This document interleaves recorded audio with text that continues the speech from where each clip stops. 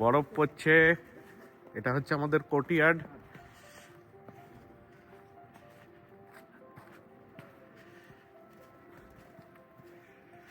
দাদারা বেরিয়েছে, আর এই যে ইরহাম, এই যে পুচকেটা বেরিয়েছে। কিরে, তো বরফ পড়ছে তো, ওই দেখ কত বেরিয়েছে, চারিদিকে সাদা আর সাদা।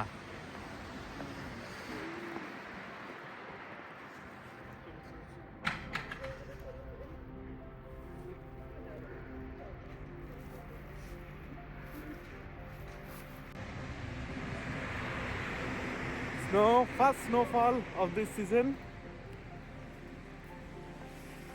Tremendous weather. চারিদিকে শুধু সাদা। জানি না লেন্সটায় নোংরা হয়ে যাচ্ছে।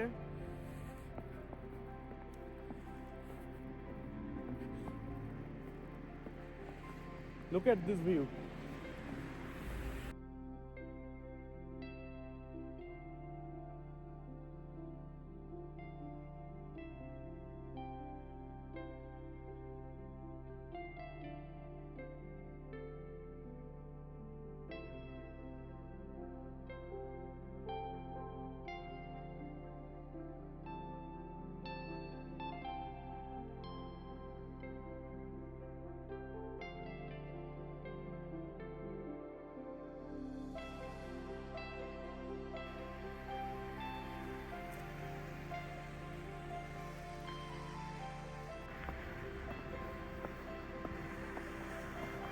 এটা আমাদের ঠিক বাড়ির নিচে, আর এই হচ্ছে আমাদের বাড়ি। ওই যে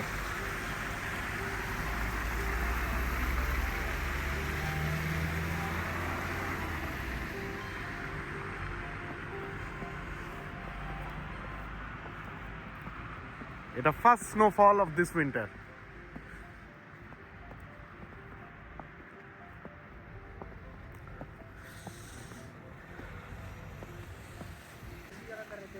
আরেকটু এগিয়ে যাই, সাদা আর সাদা, দেখো কত বরফ পড়ছে। রিমি আর দ্রোন এখন ঘুমোচ্ছে। দ্রোনকে এখন নিয়ে আসতে পারলে খুব মজা হতো, কিন্তু আনফর্চুনেটলি বাবু ঘুমিয়ে পড়েছে। কালকে সকালবেলা স্কুল আছে। রিমিও খুব মিস করতো এটা, যদিও জানলা থেকেই দেখবে, বলছে কাল সকালবেলা দ্রোনকে স্কুলে ছাড়তে যাবে।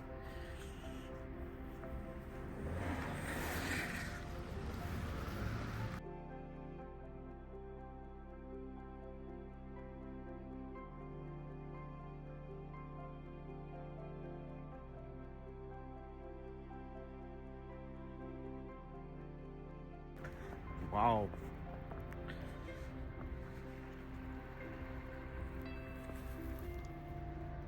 Look at this view.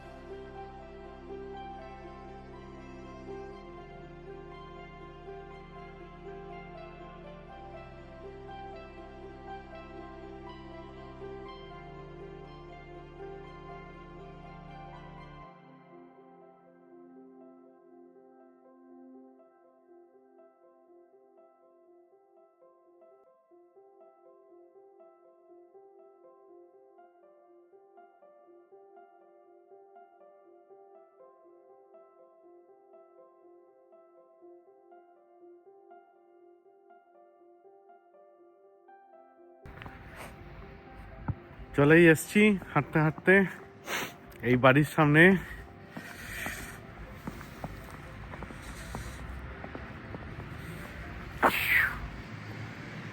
দেখো মোটা বরফ।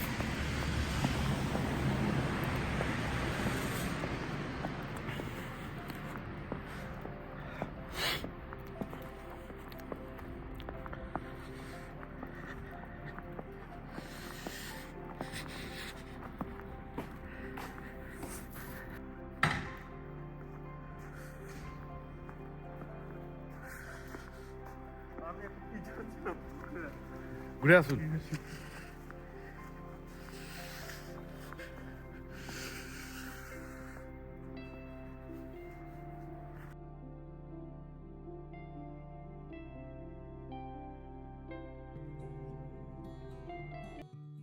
Hello everyone, welcome back to Rimi's palette. কেমন আছো তোমরা সবাই? আশা করি সবাই খুব ভালো আছো। আমিও খুব ভালো আছি। এখন প্রায় 6:30 বাজে। কাল সারা রাত বরফ পড়েছে, তাও রাস্তাটা কিন্তু অনেকটা পরিষ্কার দেখাচ্ছে, কারণ সারা রাতই প্রায় গাড়ি চলাচল করে বলে রাস্তাটা একটু ক্লিয়ার হয়ে গেছে। কিন্তু বাদবাকি কিন্তু চারিদিকে বরফে পুরো ছেয়ে রয়েছে। আর আমাদের বাড়ি থেকে যে কটা বাড়ির শেড দেখা যায়, প্রত্যেকটা বাড়ির শেড কিন্তু এরকম বরফের চাদরের মতো ঢাকা। আর দূরে যে পাহাড়টা দেখা যাচ্ছে, সেই পাহাড়টাও কিন্তু পুরো সাদা হয়ে আছে। আর একটু পরে যখন হালকা হালকা সূর্যের আলো বেরোবে, তখন কিন্তু ওর পাহাড়টা দেখতে বেশ ভালো লাগবে। কাল রাতের অবস্থা দেখে ভেবেছিলাম আজ হয়তো স্কুলটা ছুটি হয়ে যাবে, কিন্তু না, এখন অবধি কিন্তু কোনো স্কুল ছুটির মেসেজ আমরা পাইনি। আর এদিকে আমাদের সামনে স্কুলটাও কিন্তু খুলে গেছে, যা দেখে মনে হচ্ছে একদমই কিন্তু আজকে কোনো রকম ছুটির ঘোষণা হবে না বললেই চলে।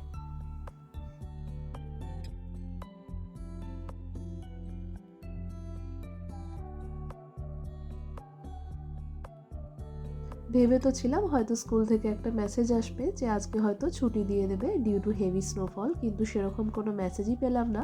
উল্টে মেসেজ পেলাম 9টার স্কুলটাই শুরু হবে 10টা থেকে। তাও আবার প্রত্যেককে কিন্তু প্রেজেন্ট থাকতে হবে।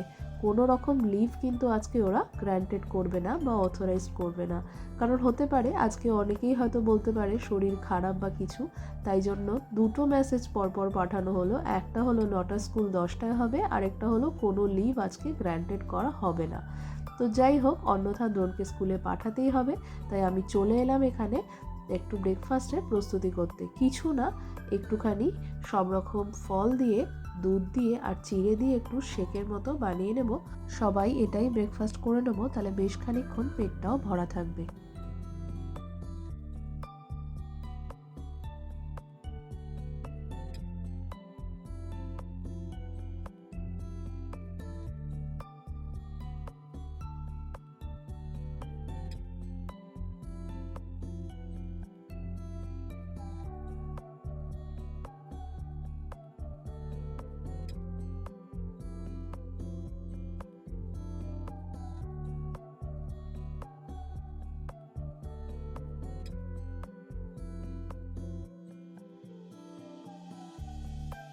সব থেকে মজার ব্যাপার হলো, গতবার যখন এরকম স্নোফল হয়েছিল সেটা আবার ছুটির দিন হয়েছিল। আজ যেমন উইকডেজে হয়েছে, গতবার ছুটির দিন হয়েছিল। আর তখন কিন্তু আমরা একটু অপেক্ষা করিনি, আমরা চলে গেছিলাম ডার্বিশায়ারের বেকওয়েল বলে একটা জায়গা।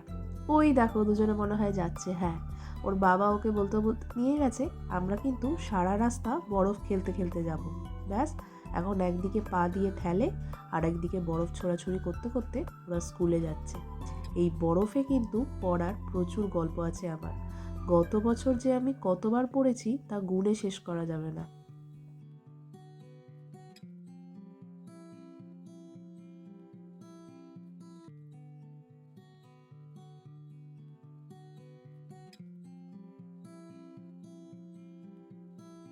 আজ আবার তার স্কুলে যাওয়ার সময় হঠাৎ বায়না হলো আমি সানগ্লাস পরে স্কুলে যাব। ওই গতবারও যখন বরফ পড়েছিল ওকে নিয়ে গেছিলাম সানগ্লাস পরিয়ে। ব্যাস, তার আজকে হঠাৎ ইচ্ছা হলো সানগ্লাস পরে স্কুলে যাবে। আমার শুধু একটাই ভয় করছিল অসাবধানতার বশে যাতে পড়ে না যায়, কারণ এখন রাস্তাঘাট কিন্তু ভীষণ পেছল। এই বরফগুলোই আস্তে আস্তে গলে জল হয়ে একদম কাদার মতো হয়ে যায়, আর তখন পা রাখলেই ব্যাস।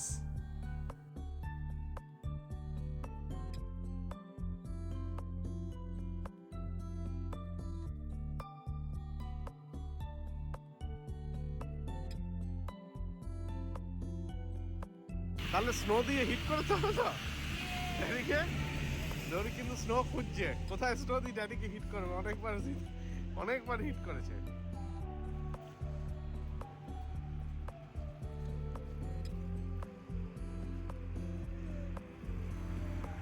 আনতে গেছে বরফ, ওই যে ওই হাতে করে নিয়ে আসছে। কি ওটা হাতে?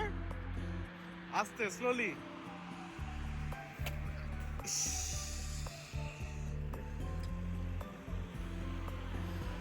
এই হচ্ছে দুষ্টু। আমরা বাসের অপেক্ষা করছি, বাস আসবে। গৌরিক, দ্যাটস ডাটি বাবা।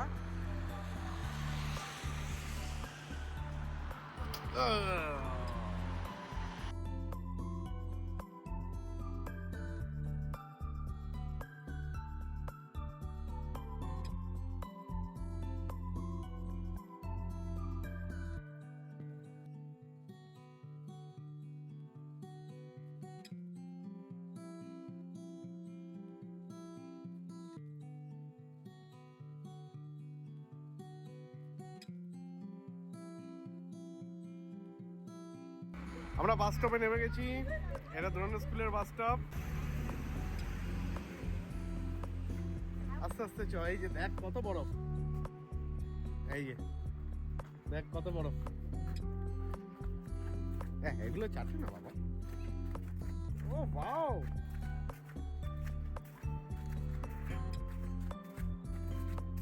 do you want snowfall? Stand here, wait, stand here. 1 2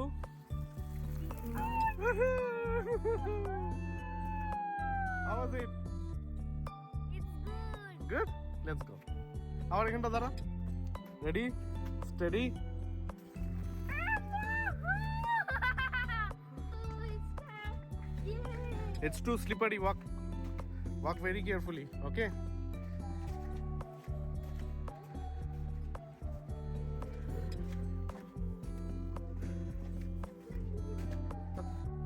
পড়ে যাবি, আর এখানে পড়লে খুব জোরে ব্যথা লাগবে।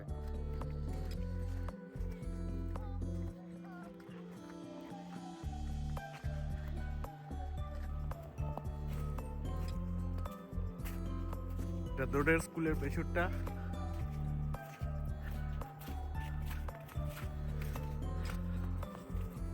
ঠিক এইখানে আপেল গাছগুলো থাকে। দারুণ বরফ পড়েছে এখানে।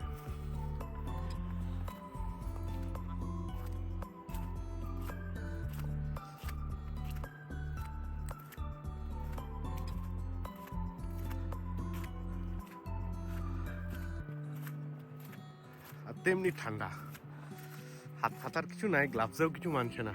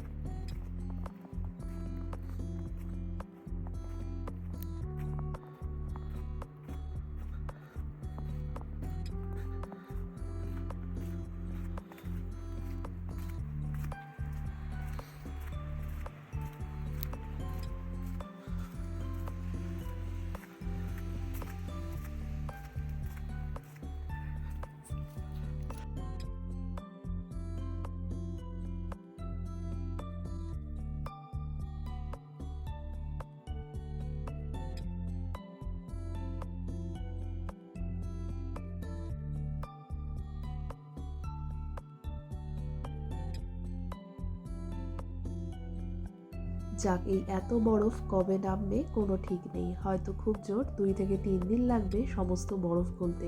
রাস্তার বরফগুলো গলে গেলেও কিন্তু বাড়ির মাথার বরফগুলো, গাছের বরফগুলো এবং ঘাসের বরফগুলো এখন বেশ কিছুদিন থাকবে। আস্তে আস্তে কিন্তু একটু সূর্যের আলো পেলে কমে যাবে। তবে হ্যাঁ, এখানে বরফ পড়লে খুব কমই কিন্তু পরিষ্কারভাবে সূর্যের আলোটা বেরোয়। আর এদিকে আমি প্রস্তুতি নিয়ে নিয়েছি। আজকে ভেবেছি বানাবো হালকা করে খিচুড়ি আর তার সাথে একটু মাংস। মাংসটা একেবারে ঘরোয়াভাবেই বানাবো আর কাঁচা লঙ্কা দিয়ে বানাবো।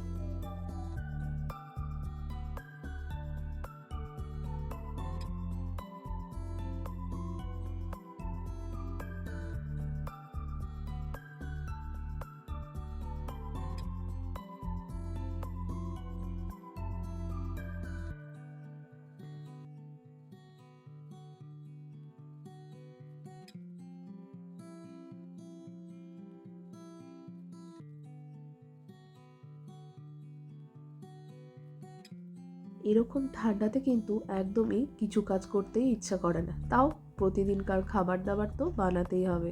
তাই ভাবলাম খুব একটা বেশি আড়ম্বর করব না, সব একসাথে মিশিয়ে দিয়ে বসিয়ে দেবো। আর আরেকটা দিকে চাল ডাল একসাথে সেদ্ধ করতে বসিয়ে দেবো। যত কম সময় রান্নাটা সারা যায় তত ভালো। এরকম ঠান্ডাতে কিন্তু একদমই মনে হয় না এত কাজ করি। আর তার উপর এই রান্নাবান্নাতে তো 10 বার হাত ধোয়া থাকে, তখন তো একদমই ইচ্ছা করে না এই কাজগুলো করতে।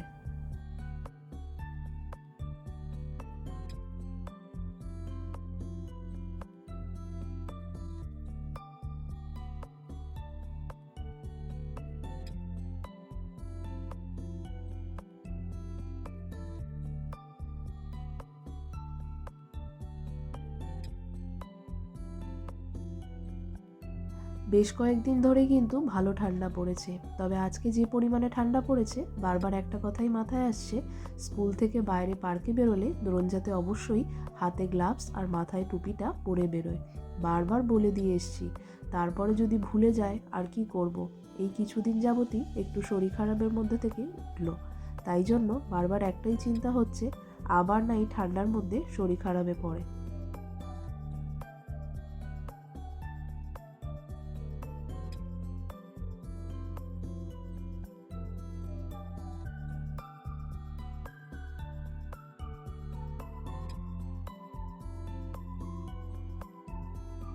বাইরে বরফ আর ঘরে এরকম গরম গরম খিচুড়ি আর তার সাথে ধোয়া ওঠা মাংস, এই কম্বিনেশনটা কিন্তু বেশ দারুণ। আর আজকে কিন্তু এই বরফের মধ্যে আমরা এই খাবারটাই বেশ দারুণ করে উপভোগ করব।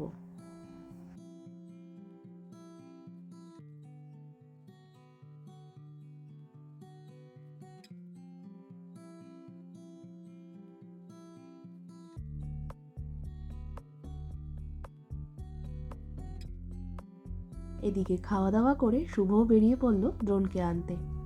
আজ এই পর্যন্তই থাক, দেখা হবে অন্য কোনো একটা ব্লগে। অনেক অনেক কথা হবে, ততক্ষণ ভালো থেকো, সুস্থ থেকো।